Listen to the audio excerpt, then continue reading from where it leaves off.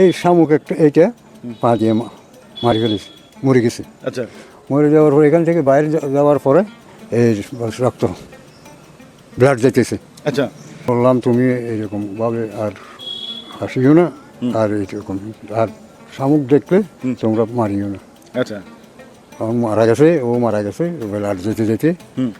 তখন এটা আল্লাহর বহুত বড় ওলি। এটা এখানে যে কেউ আসলে যেমন ধরো যেটা নিয়ত করে আসে অবশ্যই এটা সাকসেস হয়। তারপর বাইজিদ বোস্তামি মাজারের আছে যে এগুলো এখানে থাকতো, এখানে অত্যাচার অবিচার এগুলো চলে গেছে। মানে বাইজিদ বোস্তামি রহমতুল্লাহর এখানে যে এই কাসিমগুলো এগুলা এই আপনার এখানে এই পুকুরও আছে, পুকুরও ছিল, তাই? আমরা দেখছি, আমি দেখছি। আপনি নিজেও দেখছেন, তো এগুলা চলে গেল কেন? হয়তো যেমন ধরো এখানে মানুষের ওই অপবিত্রতা বা এইটা এরকম কিছু। মানে এই কাসিমগুলা কিভাবে আসছে, কোথা থেকে আসছে, এটার ব্যাপারে আপনাদের ধারণা আছে? না, এগুলা দেখি নাই কিভাবে আসছে। তো এগুলা এখানে যে আবার চলে গেল কিভাবে? চলে গেল এখানে হয়তো অত্যাচার অবিচার একটু হয়তো না, এগুলা কি মারা গেছে না অটোমেটিক চলে গেছে? মারা যায় নাই। আপনি এই এলাকা না? তা আপনারা কি এই মাজারের সাথে জড়িত আছেন? আছে। আছেন না? তো মানে আপনার কাছে কেমন লাগে এই মাজার জিয়ারত করতে বা এই আউলিয়া সম্পর্কে? এটা কিন্তু আমাদের এখানে মানে অনেক একটা এটা আমাদের আছে আর কি বাসা। চমৎকার কথা, আসলে এটা অনেকে সহজ সরল ভাবে বলে, আসলে উসিলা ছাড়া কিছু হয় না। উত্তরোত্তর রানী দিয়ে দিবে আর ইয়ে আলোক হইতে হইবে বেলাই। আলোকিত করে। এখন এখানে কি ওনার মাজার না আস্তানা? ও কিন্তু মাজার মাজার না? তা উনি কি বাংলাদেশি নাকি বাইরের বাইরে না? তা ওনার বংশধর আছে? নাই। আচ্ছা, আবার আপনার কাছে আসি যে তো এই মাজারটা এখানে মানে শুরু হলো কিভাবে? শুরু এটা আমিও জানি না, এটা আমার দাদারা বলছে। এটা হ্যাঁ, এটা একটা আল্লাহর ওলি ছিল। এটা যখন এখানে মারা গেছে এর মানে সবাই এর দাপন টামন করে মানে উরুস মানে পর্যায়ে প্রতি বছর উরুস করা শুরু করছে। উরুস হয় প্রতি বছর ফাল্গুন মাসের 6 তারিখ। 6 তারিখ।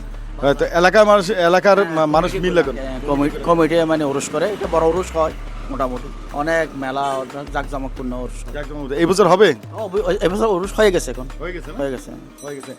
মাশাআল্লাহ। এটা মাজারে হাজামে এই যে হযরত মুন্দার আউলিয়া রাহমাতুল্লাহ দরবার শরীফ। আচ্ছা, মুন্দার আউলিয়া, মুন্দার মানে এটা কি মানে ডাক নাম নাকি এটাই ওনার আসল নাম? এটা আমরা শুধু শুনছি, এটা আমরা পুরো আমরা শুনছি। দোল ফাটিয়েছে। আচ্ছা, আমাদের সিটেঙ্গের ভাষায় বলে দোল। দোল। হ্যাঁ। আমরা কি বলে? আচ্ছা কাকা, খাদেম সাহেব যে কথাগুলো বললো যে এই যে বিভিন্ন নিয়ত মানত বা বিভিন্ন, আপনার কি মনে হয়? একটা কি হাদিস শরীফের ফরমান, আউলিয়া কেরামের দরবারে যদি কোনো ব্যক্তি আসে, সে যদি আল্লাহর নেককার বান্দ হয়, মকবুল ওলি হয়, তার উসিলে দোয়াগুলো কবুল হয়। তো মাজারে আসার উদ্দেশ্য হচ্ছে এটা, কবর জিয়ারত করা সুন্নাতে রসুল্লাহ সাল্লাল্লাহু আলাইহি সাল্লাম জিয়ারতের জন্য সাহাবায়ে কেরামদেরকে বলতেন, তোমরা যখনই সুযোগ হয় কবর জিয়ারত করো। জিয়ারত করা সুন্নাতে রসুল। কেন জিয়ারত করার জন্য বলেছে? জিয়ারত করলে আল্লাহ তাআলার ভয় কলবের ভিতরে সৃষ্টি হয়, এই কারণে। এবং সাধারণ কবর এবং আল্লাহর ওলিদের মাজার একটু বেশ কম রয়েছে।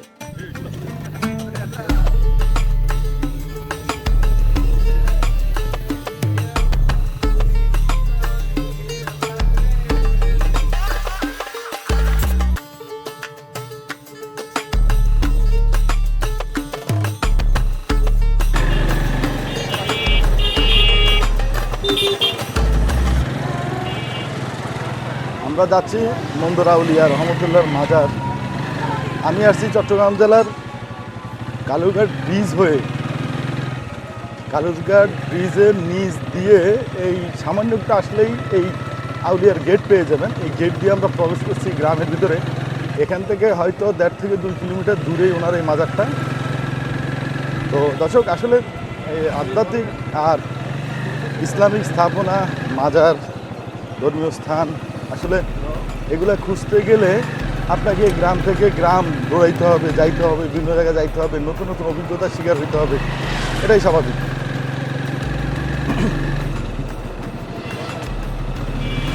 এই মুন্দার আউলিয়ার মাজারটা কোন দিকে? রাস্তার উপরে? কতক্ষণ লাগবে যাইতে? 2 মিনিট। ওখানে কাউকে পাওয়া যাবে আপনাদের এলাকা নাকি? দর্শক, আমরা মন্দর আউলিয়ার মাজার খুঁজতে খুঁজতে মাজারের সামনে চলে আসছি। অলরেডি মাজারের সামনে সম্ভবত দেখি হজরত মন্দার আউলিয়া রহমতুল্লাহ দরবার শরীফ। এখানে সামনে একটা দোকান আছে, তো আমরা একটু এইদিকে চলে যাই। আমরা এইদিকে গাড়িটাকে পার্কিং করে তারপরে মাজারে যাব। এখানকার স্থানীয় লোকজন আছে দেখা যাচ্ছে, ওনাদের সাথে কথা বলবো, দেখি কি অবস্থা। এই যে ওনার মাজার, মানে এসেই পেয়ে গেলাম। এখন মাজারে কেউ আছে কিনা জানি না। আল্লাহর বাংলাদেশ, এই শহীদ গাজীর বাংলাদেশ, রহম করুন আল্লাহ। আসসালামু আলাইকুম দর্শক, ধর্মীয় এবং দর্শন চ্যানেল থেকে আপনাদেরকে নিয়ে আসছি আমি বোয়ালখালীতে, বাংলাদেশের চট্টগ্রাম জেলার বোয়ালখালী। তো মন্দার আউলিয়া রহমতুল্লাহর মাজারে, মন্দার আউলিয়া রহমতুল্লাহর মাজার এক অলৌকিক আধ্যাত্মিকতার এক বড় নিদর্শন এই গ্রামে। তো আমি ঠিকানাটা আপনাদেরকে আবার হয়তো ভিডিওর মাঝখানে বলবো। তবে আমরা মাজারের ভিতরে প্রবেশ করব আর মাজারে যে বর্তমান খাদেম সাহেব, ওনার সাথে কথা বলবো। কাকা, আপনি এই মাজারের খেদমত কত বছর করতেছেন? মাজারের কাজ করতেছি আমি আগে করছি প্রায় 47, এখন 10 বছর পার হয়ে গেছে। আচ্ছা। আমি হজে গেছিলাম, আচ্ছা। হজ করে আসার পরে তখন এখানে আবার ঢুকছেন। আসসালামু আলাইকুম ইয়া পীর আউলিয়া। আচ্ছা, এখন এই মাজারটা আসলে এই পীর আউলিয়ার, এই আউলিয়ার মাজারটা এখানে আবিষ্কার হয়েছে কীভাবে? আবিষ্কার হয়েছে আমার আব্বা স্বপ্ন দেখছে। আচ্ছা, আসসালামু আলাইকুম ইয়া পীর আউলিয়া। আপনার বাবা স্বপ্ন দেখছে, এটা কত সালের ঘটনা? এটা ঘটনা হয়েছে যে সেই সময় 1960-এর ঘটনা। আচ্ছা, তো তারপর তারপরে আমার আব্বা মারা যাওয়ার পরে আমি এখানে খাদেমদারি করতেছি প্রায় 40-45 বছর। এখন চলছে হজ করে আসার পরে, এখন চলছে 10 বছর। জি। আচ্ছা, ওনার পুরো নামটা কীভাবে পাইছেন আপনারা? পূর্ব নাম আমার আব্বা বলছে, যেটা বলছে সেটা আমরা বলি আর কি। মন্দর আউলিয়া। মন্দর আউলিয়া বাড়ি হচ্ছে ওই আরবে। তো ওনার বংশ তো আর কেউ নেই? না, বংশ কেউ নেই।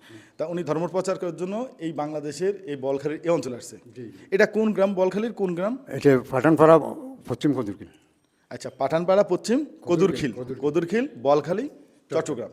দর্শক, আমরা মূল মাজারের ভিতরে আছি। আমরা যদি মাজারটা একটু দেখাই, একটু এখান থেকে একটু দেখাই যে মানে আসলে এই সে মাজার। আসলে অনেকে বলেন যে ভাই মাজার তো দেখান নাই। তো আমি আসলে ক্যামেরার বাইরে গিয়ে আমি শুধু মাজারটা একটু দেখাই আজকে আপনাদেরকে।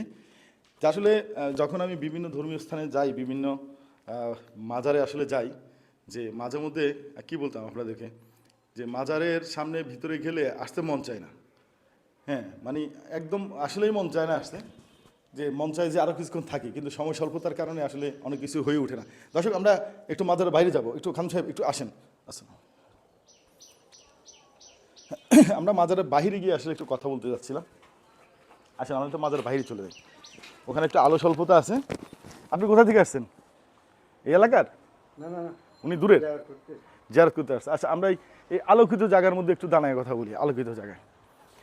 আচ্ছা, আপনি অনেক দিন ধরে, লং টাইম ধরে আছেন, এই যে এত সুন্দর করে সাজানো গুছানো, মানে অনেক সুন্দর লাগতেছে। এটা কি করে সম্ভব হয়েছে? এটা কার মানে দায়িত্ব হয়েছে বা কার উদ্যোগ হয়েছে? দায়িত্ব সভাপতি আছে, সভাপতির দায়িত্ব লোক দিয়ে সাফ করাইছে। সাফ করানোর পরে এগুলি অনেক লম্বা হয়ে যাবে, মানে সুন্দর করে, এমন সুন্দর করে সাধারণ গুছানো। আচ্ছা, তো ওনার তো অসংখ্য কারামত আপনার চোখে ধরা খেয়েছে বা অসংখ্য ঘটনা আপনি জানেন, আমাদেরকে কিছু ঘটনা বলেন।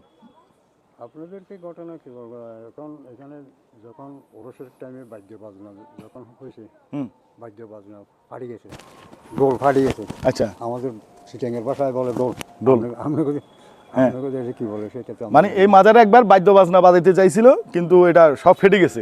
হ্যাঁ, তারপরে ফেটে যাওয়ার পরে এরপরে একটা মহিলা আসছে, এখানে একটা শামুক আছিল, এখন দেখা যায় না, শীতকালে দেখা যায়। আচ্ছা, এখন দেখা যায় না। তো একটা ওই মহিলা আসছিল, এই শামুক একটা এইটা পা দিয়ে মারি ফেলেছে, মরে গেছে। আচ্ছা, মরে যাওয়ার পরে এখান থেকে বাইরে যাওয়ার পরে এই রক্ত, ব্লাড যেতেছে। আচ্ছা, ওই মহিলার? হ্যাঁ, পরে তারপরে ওকে বললাম তুমি এইরকমভাবে আর হাসিও না, আর এইরকম আর শামুক দেখলে তোমরা মারিও না।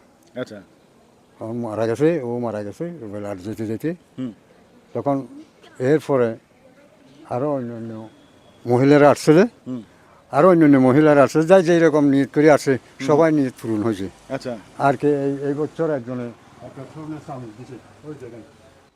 স্বর্ণের চামচ দিয়েছে একজনে, মাজারে নিয়ত করে স্বর্ণের চামচ দিয়েছে। আসলে আমরা একটু স্বর্ণের চামচটা দেখাই। আচ্ছা, চামচটা স্বর্ণের চামচ, এই বাক্স করে স্বর্ণের চামচ আনছে। স্বর্ণের চামচটা ওরা মাজার থেকে সরাইয়া এটা আলাদা করে রাখছে, এই বাক্স করে স্বর্ণের চামচ নিয়ে আসছে। মানে উনি এই মাজারে এসে ওনার মনের আশা পূরণ হয়েছে, মনের আশা আকাঙ্ক্ষা পূরণ হয়েছে। আচ্ছা হ্যাঁ, আরও কিছু শুনতে যাচ্ছি আপনার থেকে, হ্যাঁ বলেন। তারপরে এরপরে লোক আসছে যে প্রতি বৃহস্পতিবার এখানে জিকির মাহফিল হয়, এখন হয় না, ওই করোনার পর থেকে এখন কোনো জিকির মাহফিল হয় না। আচ্ছা তারপর লোক আসলে আমি নিজেই করি, আচ্ছা আচ্ছা নিজেই পরিচালনা করি। আচ্ছা আচ্ছা তো এই পর্যন্ত জানি। আর তারপরে এর আগে একবার স্বর্ণের সেরাক, আমাদের দেশের সিটিংয়ের বাসায় বলে সেরাক, স্বর্ণের একটা সেরাক আইছি, একটা চেনে আইছিল। কিন্তু এটা এই ছেলে সন্তানের জন্য মানুষের ছেলে সন্তান পাওয়ার পরে এখন যার যে নিয়ত মজিম কাজ করছে আর কি। আচ্ছা আচ্ছা।